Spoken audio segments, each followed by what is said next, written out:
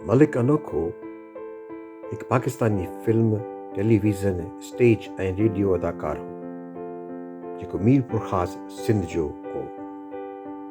मलिक अनोखे जी पैदाइश 1943 ऐं हिन जी वफ़ात 2008 में 65 साल जी उमिरि में हुई। अनोखो खे 21 ॿोलियूं ते अबूर हासिल हो। संदसि कैरियर 40 सालनि खां वधीक रहियो, जंहिं दौरान हिन पाकिस्तान अंदरि थोरी ॿाहिरिनि मीडिया में कमु कयो, जंहिंमें यूरोपी फिल्म ट्रैफिक बि शामिल आहे। हुन घणो करे सिंधी फिल्मनि ऐं ड्रामनि में 1960 ऐं 1970 जी शुरूआत में कमु कयो। सिंधी फिल्म इंडस्ट्रीअ जे ज़वाल खां पोइ अनोखो लाहौर हलियो वियो ऐं फिल्मनि, टेलीविज़न शोज़ ऐं थिएटर में कमु कया आहिनि। 1980 वारे ॾहाके जी शुरूआत में हू कराची मोटी आयो ऐं टेलीविज़न ऐं स्टेज ते कमु कया आहिनि। ज़िंदगीअ जे आख़िरी घड़ी ताईं हू तफ़रीही सनत सां वाबस्ता रहियो।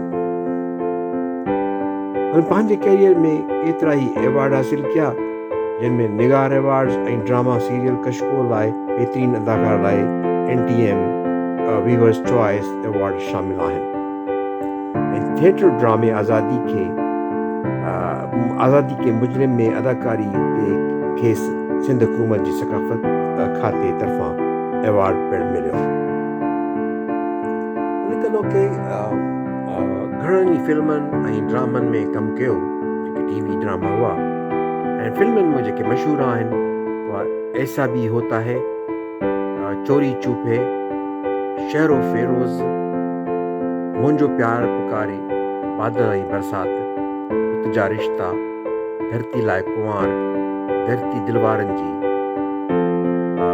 वग़ैरह वग़ैरह शामिल आहिनि। ऐं TV ड्रामनि में हुन जा मशहूर ड्रामा आहिनि चारन ते दरिया, ताजे की बैठक,